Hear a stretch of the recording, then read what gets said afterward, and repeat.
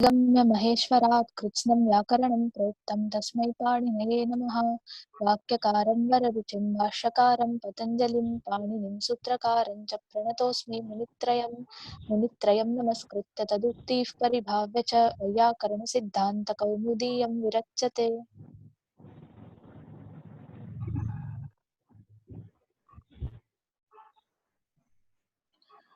तर्हि अत्र शैलजा भवती अस्ति अत्र मम छात्रा अस्ति सा अस्तु वयम् अन्तिमवर्गे वयं किं पठितवन्तः किं सूत्रपर्यन्तम् आगतम् विकरणकुशोदकात् काश्यपे। विकर्ण अहं स्क्रीन् शेर् करोमि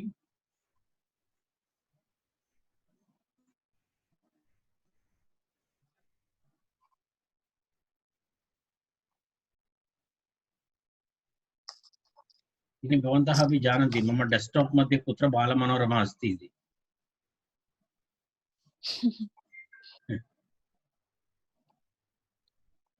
अस्तु विकर्णकुशीतककाश्यपे इति सूत्रं तद् समाप्तम् इदानीं कल्याणादीनां तत्प्रत्ययः भ्रुवोक्ष इति सूत्रम्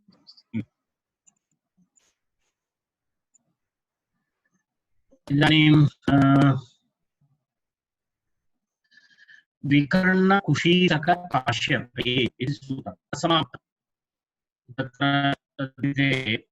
काश्यपगोत्रे जातः विकर्णः काश्यपगोत्रे जातः कुशीतकः एतयोः द्वयोः अपत्यम् इत्यर्थे वैकर्णेयः कौशीतकेयः इति रूपद्वयम् यदि ते काश्यपगोत्रे न स्तः तर्हि वैकर्णिः कौशीतकी इति रूपं भवति अग्रिमं सूत्रमस्ति भ्रुवो बुक्च इति सूत्रम् भ्रुवो बुक्च भ्रुवो बुक्च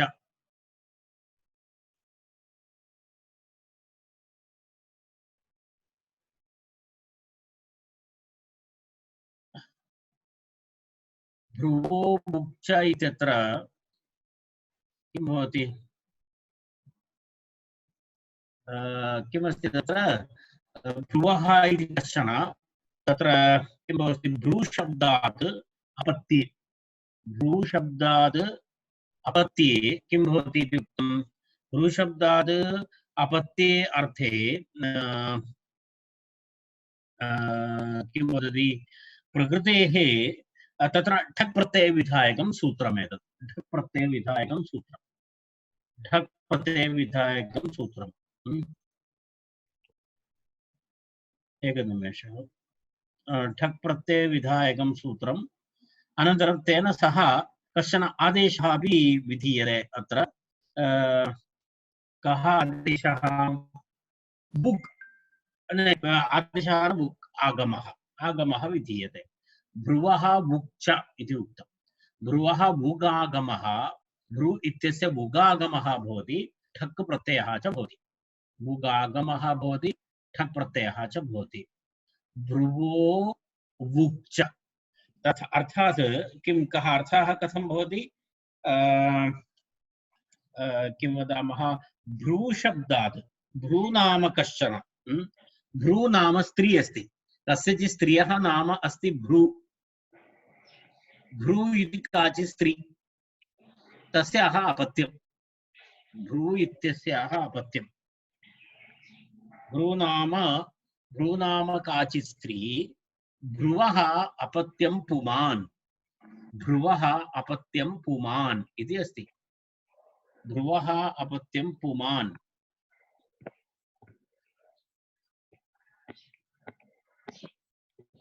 भ्रुवः अपत्यं पुमान् इति किं भवति भ्रुवः अपत्यम् इत्यर्थे भ्रूशब्दात् ठक् प्रत्ययः प्लस् भ्रू इत्यस्य बुक्कागमः बुक्कागमे गकारस्य संज्ञा भवति उकारस्य अपि संज्ञा भवति।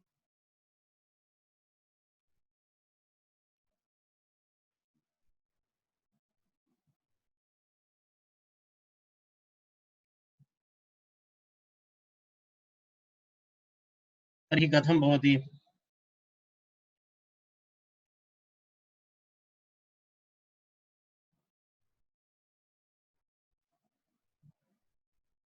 भ्रू व ढ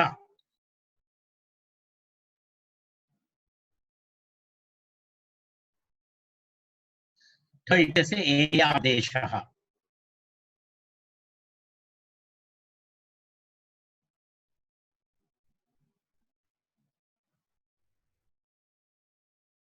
So भ्रू व एय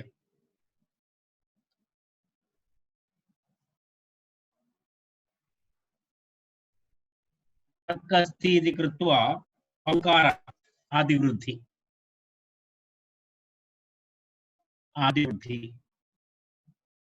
तर्हि भ्रौ एय भ्रौ एय भ्रौवेय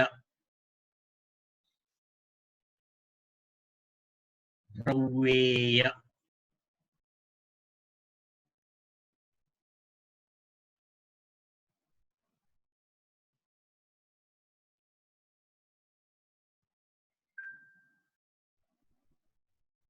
भ्रौवेय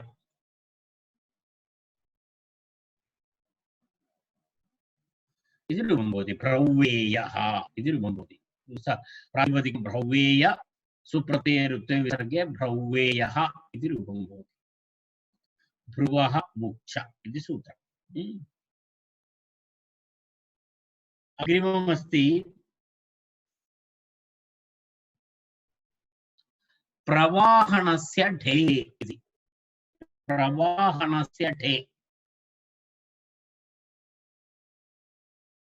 प्रवाहणस्य ढे इति सूत्रम्।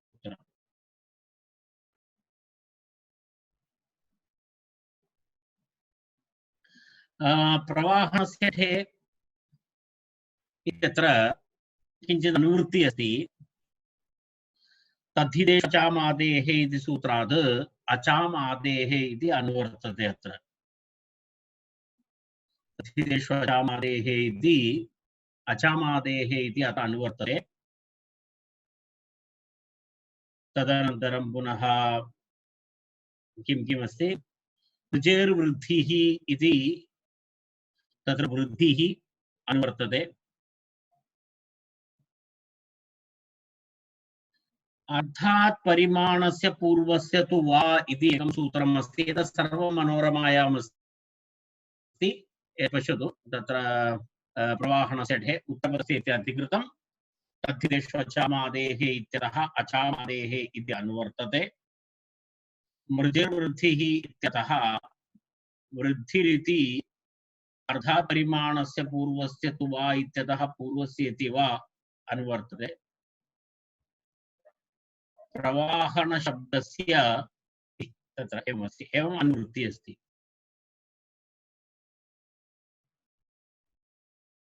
तत्र अनुवृत्तिं कृत्वा वयं सूत्रार्थं गच्छामः। सूत्रस्य अर्थः अस्ति प्रवाहणस्य इति शब्दः। प्रवाहणशब्दः प्रवाहणशब्दे प्रायिभिन्नमस्ति, वाहन इति भिन्नमस्ति। वाहन इत्यस्मात् वाहन इति जातम्। प्रवाहणशब्दस्य उत्तरपदस्य अचाम् आदेः अचः वृद्धिः पूर्वपदस्य तु वा ठे परे इति सूत्रं इति सूत्रम्। तत्र ठे तत्र अनेन सूत्रेण विधिद्वयं विधिविधयः सन्ति। अत्र किं किमस्ति? प्रवाहणशब्दस्य उत्तरपदस्य अजाम् आदेः अचः वृद्धि तत्र पदद्वयम् इति करणीयम्। एकं तु प्र इति उपसर्गः तदेकं, तदनन्तरं पुनः प्रवाहणस्य इति प्र इति भिन्नं, वाहन इति भिन्नं। तर्हि प्रवाहण तत्र उत्तरपदं नाम वाहन तस्य अचाम् आदेः अचः वृद्धि तत्र वृद्धिः अस्ति एव परन्तु वृद्धिसंज्ञा पुनः विधीयते तत्र तस्य भिन्नलाभः अस्ति तस्य प्रयोजनं भिन्नं तद् अग्रे वदामि तर्हि प्रवाहन शब्दस्य उत्तरपदस्य अचामादेः अचः वृद्धिः नित्यमस्ति तत् उत्तरपदं नाम वाहन तस्य अचाम् आदिः नाम आकारः तर्हि वा इत्यस्य वृद्धिः नित्यं पूर्वपदस्य तु प्र इत्यस्य तु विकल्पेन वृद्धिः भवति पूर्वपदस्य तु विकल्पेन वृद्धिः पूर्वपदस्य अचामादेः तु किं भवति विकल्पेन वृद्धिः भवति विकल्पेन वृद्धिः भवति ठे परे इत्युक्ते ठप् प्रत्यये परे तर्हि अत्र विधिद्वयम् तद् वृद्धिप्रकरणस्य सूत्रमस्ति एतत् वृद्धिप्रकरणस्य सूत्रमस्ति वयं पश्यामः सूत्रसंख्यां पश्यतु 7-3-28 इति अस्ति तत्र एतद् वृद्धिप्रकरणस्य सूत्रमस्ति भृगो मुक्च इति सूत्रम् इत्यादि पूर्वसूत्राणि वयं पश्यामः वयं चतुर्थाध्यायस्य प्रथमपादे वयं स्मः तत्र सूत्रद्वयं सप्तमाध्यायस्य सूत्रद्वयं तत्र दत्तमस्ति तर्हि अग्रे वयं पश्यामः तत्र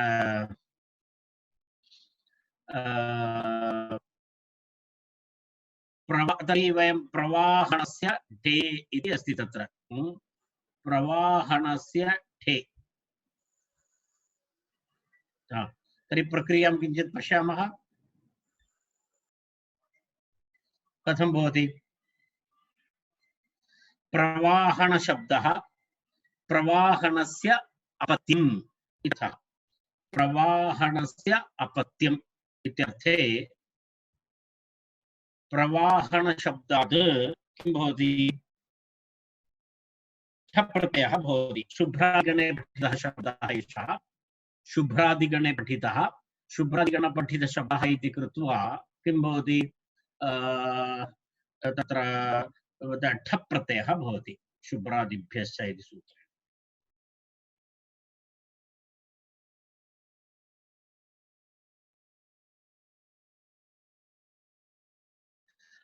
प्रवाहण ठ इति तिष्ठति प्रवाहण ठ आनेयि नेयः इति सूत्रेण तत्र एय आदेशः तर्हि प्रवाहण एय तत्र वृद्धिद्वयम् उत्तरपदस्य वाहनशब्दस्य वृद्धि नित्यवृद्धि तत्र तु अस्ति एव तथा वृद्धिसंज्ञा विधीयते तत्र वाहन पूर्वपदस्य प्रा इत्यस्य विकल्पेन वृद्धि तर्हि तत्र प्रा इति भवति प्रावाहण शब्दः प्रावाहण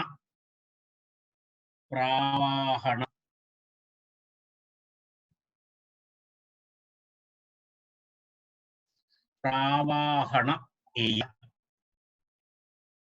प्रावाहण एय प्रावाहण एय इति स्थिते तत्र यस्य इति च इति अकारलोपः प्रावाहण एय प्रावाहणेय इति रूपं भवति प्रावाहणेय इति रूपं भवति तर्हि तत्र एकं रूपं तत् अपरं तु तत्र आदिवृद्धिः अस्ति पूर्वपदस्य वृद्धिः अस्ति तत्तु वैकल्पिकमस्ति पूर्वपदस्य वृद्धिः वैकल्पिकमस्ति तेन कारणेन वृद्धि अभावे तत्र प्रवाहणेयः इति रूपं भवति तत्र प्रवाहणेयः इति रूपं भवति एवं रूपद्वयं भवति किं किं भवति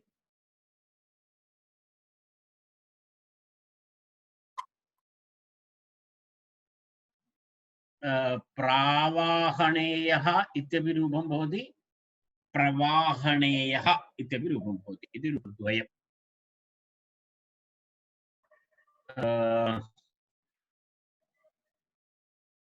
तत्र पश्यतु अग्रिमं सूत्रमपि तत्र इदानीम् एकः प्रश्नः अस्ति, तत्र उत्तरपदे वृद्धिः कृता। तत्र उत्तरपदे आकारस्य वृद्धेः फलं तु किमस्ति? तत्र वस्तुतः वृद्धिः अस्ति, वाहन इति शब्दः एव अस्ति, परन्तु तत्र वृद्धिसंज्ञाविधानेन कश्चन लाभः नाम, भवतः मनोरमां पश्यतु, मनोरमायां दत्तमस्ति तत्र उत्तरपदे आकारस्य वृद्धेः फलं तु प्रावाहणेयीभार्य इत्यत्र वृद्धिनिमित्तस्य च इति पुंवत्वप्रतिषेधः एव इति। तत्र एकं पुंवत्वं भवितुम् अर्हति, तर्हि अत्र वृद्धिनिमित्तस्य च इति तत्र वृद्धिनिमित्तस्य च इति पुंवत्वप्रतिषेधः भवति तेन। तद् अग्रे एतस्मिन् वाक्ये प्रावाहणेयभार्य इत्यत्र पुंवत्वप्रतिषेधाय अत्र वृद्धिविधानम् इत्यर्थः। तस्य लाभः अन्यत्र अस्ति, अत्र नास्ति इति तत्रैव एकवारं वक्तव्यमासीत्। तदनन्तरं पुनः तत्प्रत्ययस्य च इति सूत्रं, तत्प्रत्ययस्य च इति सूत्रम्।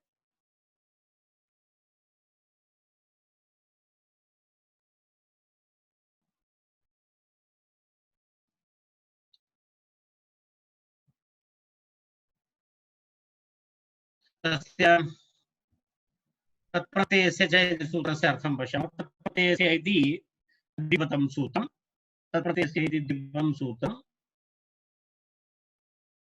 तत्र किं भवति?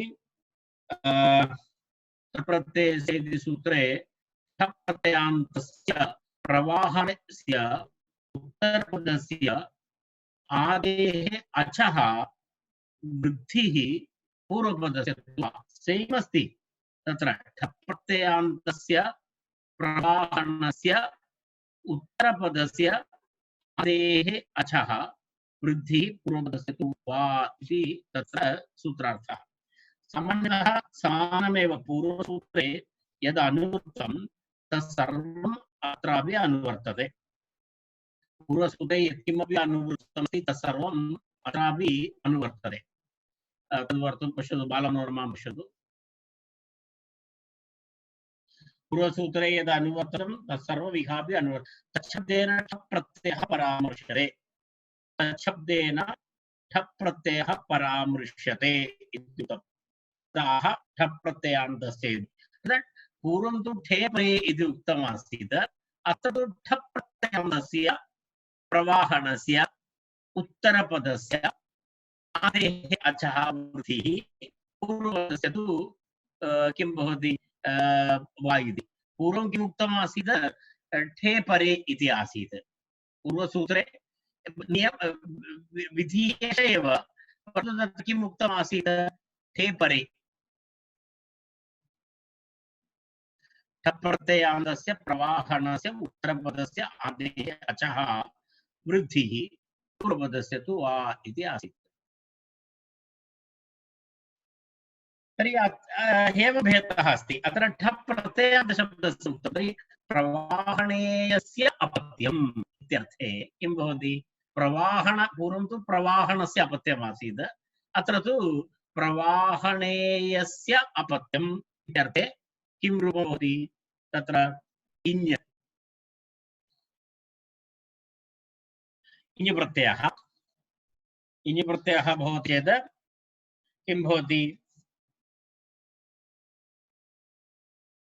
प्रावाहणेय शब्दात् इञ् प्रत्ययः परान्तशब्दः प्रावाहणेयात् अपत्यार्थे इञ् प्रत्ययः, तदा प्रावाहणेय इ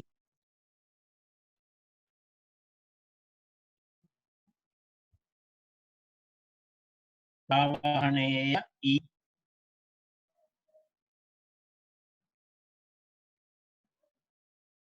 प्रावाहणेय इ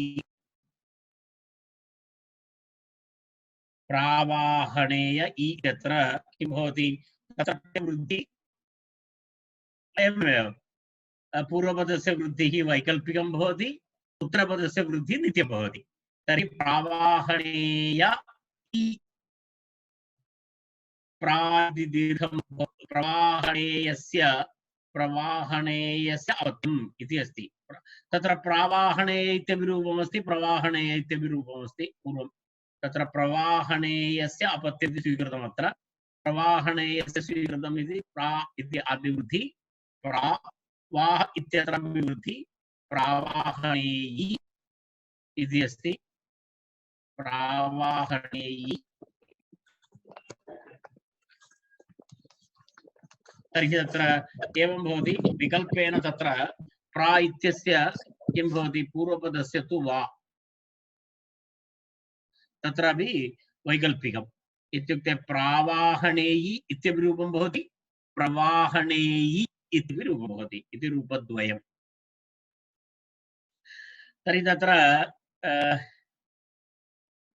बाह्यतद्धितनिमित्ता वृद्धिः आश्रयेण विकल्पेन बाधितुं न शक्यते इति सूत्रार्थः। तत्र प्रश्नः एषः, प्रवाहणशब्दात् वृद्धि पूर्वसूत्रेणैव उक्तमस्ति। प्रवाहणशब्दस्य पूर्वपदस्य वृद्धिः विकल्पेन, उत्तरपदस्य नित्यम् इति पूर्वसूत्रेणैव उक्तमस्ति, सम्भावितमस्ति। तर्हि पुनः एतस्य सूत्रस्य आवश्यकता का इति प्रश्नः। अर्थात् पूर्वसूत्रे उक्तैव विषयः अतः पुनः इति। तत्र आचार्यस्य उत्तरमस्ति, तत्र पूर्वसूत्रस्य तु ढ इति आश्रित्य विधिः अस्ति। अर्थात् ढ अभिप्रेतः अस्ति, ढ प्रत्यये परे इति अस्ति। ढ प्रत्यये परे एवं पूर्वपदस्य किं भवतु, पूर्वपदस्य विकल्पेन वृद्धि भवतु, उत्तरपदस्य तु नित्यवृद्धि भवतु इति कमाश्रित्य ठ निमित्तीकृत्य कृतं विधिः। ठ इति प्रत्ययम् अभिप्रेत्य कृता विधिः अस्ति। ठ इति अभिप्रेत्य कृता वृद्धिः तत्र इञ् मध्ये भवितुम् अर्हति इति नास्ति। तदेव सः वदति, तत्र यद् या वृद्धिः अस्ति इञ् प्रत्ययः, तदाश्रिते नित्य आदिवृद्धि इत्यस्य तद्बाधकं भवितुं नार्हति। तत्र इञ् भवति चेत् नित्य आदिवृद्धिः भवितुम् अर्हति। इञ् प्रत्ययः भवति चेत् किं भवति, नित्य इञ् आदिवृद्धिः भवति। अतः इञ् इति ञित् अस्ति, तद्विदेशचामादेः इति आदिवृद्धिः। तत्र अपेक्षितं किमस्ति, वैकल्पिक वृद्धि अपेक्षिता अस्ति। आदिवृद्धि, वैकल्पिक आदिवृद्धि अपेक्षिता अस्ति। तर्हि तद् नित्य आदिवृद्धिं बाधितुं किं न शक्यते, नित्य आदिवृद्धिं बाधितुं पूर्वसूत्रस्य सामर्थ्यं नास्ति। तदेव तत्र बाह्य तद्धितनिमित्ता वृद्धिः, बाह्यतद्धितनिमित्ता वृद्धिः ठाश्रयेण विकल्पेन बाधितुं न शक्यते इति सूत्रारम्भः। अर्थात् पूर्वोक्त बाह्यतद्धितनिमित्ता वृद्धिः ठाश्रयेण, अर्थात् ठ प्रत्यये परे इति बाह्य तद्धितनिमित्ता वृद्धिः ठाश्रयेण तत्र विकल्पेन बाधितुं न शक्यते इति। कुत्र, इञ् प्रत्यये परे। तेन कारणेन इञ् प्रत्यये परे तत्र किं भवितुमर्हति, नित्य आदिवृद्धिः भवितुमर्हति स्म। तस्य बाधा पूर्वसूत्रेण भवितुं नार्हति। केन सूत्रेण, इदं पूर्वं पठितं, प्रावाहणे इति सूत्रेण, प्रवाहणस्य च इति सूत्रेण, प्रवाहणस्य ढे इति सूत्रेण भवितुं नार्हति। तर्हि तत्र विशेषतया इञ् परे आदिवृद्धौ प्राप्ते तस्य बाधायै एतत् सूत्रम् इत्यर्थः। तर्हि तेन रूपद्वयं प्राप्नोति। किं प्रावाहणेयः इति, अनन्तरं प्रवाहणेयः इति रूपद्वयं प्राप्नोति। प्रावाहणेयः प्रवाहणेयः इति बाह्यतद्धितनिमित्ता वृद्धिः ठाश्रयेण विकल्पेन बाधितुं न शक्यते इति सूत्रारम्भः इति प्रतिपाद्यते। तत्र एवमस्ति। केवलमेव बालमनोरमां पठामः। ठक् प्रत्ययान्तात् बहिर्भूतः यः इञ् निमित्ता तद्धितेष्वचामादेः इति नित्या आदिवृद्धि इत्यर्थः। बाह्यशब्दस्य अर्थः बाह्य इत्युक्ते तत्र एवम् अर्थः ठक् प्रत्यये परे विहितेन ठक् प्रत्ययान्तात् बहिर्भूतः यः इञ् तन्निमित्ता तद्धितेष्वचामादेः इति नित्या आदिवृत्तिः ठ आश्रयेणेति ठक् प्रत्यये परे विहितेन इति यावत् ठक् प्रत्यये परे विहितेन इति यावत् तथाविधेन वृद्धिविकल्पेन पूर्वसूत्रविहितेन बाधितुं न शक्यते इति। अर्थात् किमस्ति ठक् प्रत्यये परे विहितेन ठक् प्रत्यये परे विहित वैकल्पिक आदिवृद्धि नित्यवृद्धि ठे परे प्रवाहनस्य ठे ठे परे ठक् प्रत्यये परे विहितेन वृद्धिविकल्पेन पूर्वसूत्रविहितेन बाधितुं न शक्यते इत्यर्थः। तेन केवलं पूर्वसूत्रं हि केवल ठक् प्रत्ययान्ते ठक् प्रत्ययं परनिमित्तत्वेन आश्रित्य प्रवृत्तम् इति ठक् निमित्तम् आदिवृद्धिं बाधते इति युक्तं न तु इञ् प्रत्ययनिमित्तमपि नित्यम् आदिवृद्धिम्। अतः तस्याः अपि बाधनार्थम् इदं सूत्रम् इत्यर्थः। इदं विद्धिद्वयमपि शुभ्रादिभ्यश्च इत्यत्रैव वक्तुं युक्तम् इति आचार्यस्य मतम्। अर्थात् एतद् वृद्धिद्वयमपि कुत्र करणीयमासीत् शुभ्रादिभ्यश्च इति सूत्रस्य पार्श्वे कुत्रापि करणीयमासीत् तत्र करणं योग्यमासीत् इति कारणम् अत्र प्रत्ययः शुभ्रादिभ्यश्च इति सूत्रेण आगतमस्ति। तेन कारणेन आचार्यः वदति एतत् सूत्रद्वयमपि तत्र वदति चेत् योग्यमासीत् इति। तर्हि विषयः स्पष्टः अस्ति निमित्तीकृत्य या विधिः अभवत् सा विधिः यदा इञ् भवति चेत् भवितुं नार्हति। तेन कारणेन विशेषः कृतम् इत्याशय।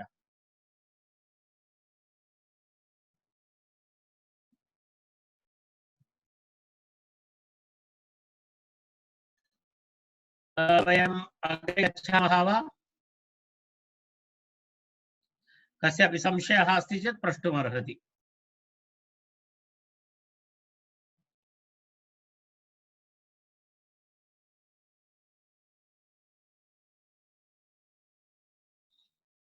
अग्रे गच्छामि अहम्। रैट्। तर्हि अग्रिमं सूत्रं कल्याण्यादीनाम् इनञ्च इति सूत्रम्। कल्याण्यादीनाम् इनञ्च कल्याण्यादीनाम् इनञ्च येषाम् इनङ् आदेशः स्यात्। कल्याणी आदीनामिति कल्याणी आदीनामिति कल्याणी आदीनां गणः अस्ति। कल्याणी आदीनामिति गणः अस्ति। तत्र अनेन सूत्रेण ठक् प्रत्ययः अपि विधीयते अपत्यार्थे इनङ् आदेशः अपि विधीयते। ठक् प्रत्ययः इनङ् आदेशः येषाम् इनङ् आदेशः स्यात् ठक् च येषाम् इनङ् आदेशः स्यात् ठक् च।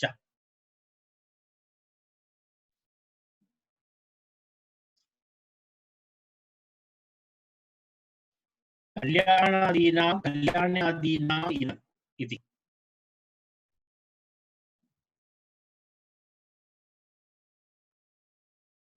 तर्हि कथं भवति कल्याणी इति शब्दः तत्र अनुवृत्ति तावत् नास्ति ठक् इति सूत्रः ठक् इति वर्तते। इनङि ङकारः इत् इनङ् इत्यत्र ङकारः इत् भवति इन् इति भवति। सो कल्याणी नामक काचित् स्त्री कल्याणी कल्याण्याः अपत्यम् इत्यर्थे किं भवति काल्याणीयः इति रूपं भवति। किं रूपं भवति? काल्याणिनेयः कल्याण्याः अपत्यं काल्याणिनेयः इति।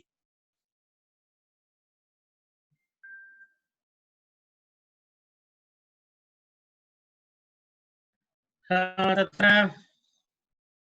पश्यतु कल्याणी इति शब्दः, कल्याणी शब्दात् ठक् प्रत्ययः, ठक् प्रत्ययः चेत् किं भवति? तर्हि का इति भवति। पुनः काल्याणि शब्दस्य कल्याणि शब्दात् इनङ् भवति। इनङ् भवति चेत् इनङ् इत्यत्र नकारः इति भवति, अकारः उच्चारणार्थः। तर्हि इन काल्याणि इन काल्याणि इन एय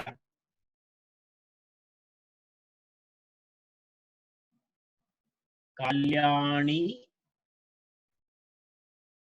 इन एय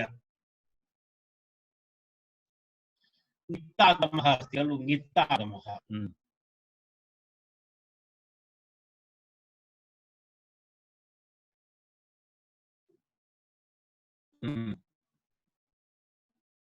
आदेशः अस्ति, सोरि क्षम्यताम्, आदेशः आगमः आगमः इति वदन् अस्मि।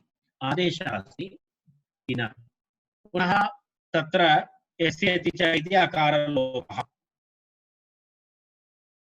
इकारलोपः, कल्याणी इत्यस्य इकारस्य लोपः। तर्हि कल्याण इन एय कल्याणिनेय इति रूपं भवति। कल्याणिनेय कल्याणी भवति, कल्याणी ठक् इन आदिवृद्धि काल्याणी इन एय एय। पुनः किं भवति? एसे इति इकारलोपः, काल्याण इन एय एवं काल्याणिनेय इति, काल्याणिनेय इति भवति।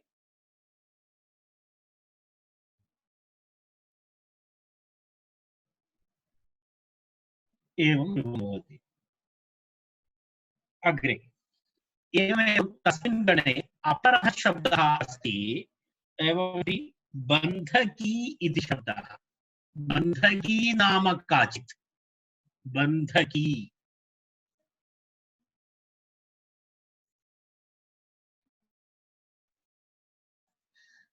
बन्धकी बन्धक्याः अपत्यम् इति विग्रहः।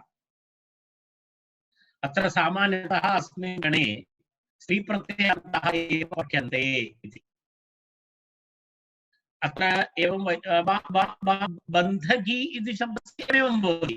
बन्धकी बन्धकी इति शब्दः, बन्धकी इति शब्दात् किं भवति?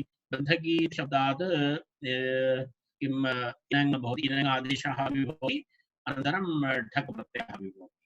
तर्हि एवं पूर्वोक्तप्रकारेण सर्वं भवति। तत्र बन्धकी बान्धकी इन एय यस्य इति च इति इकारस्य लोपः, बान्धक इन एय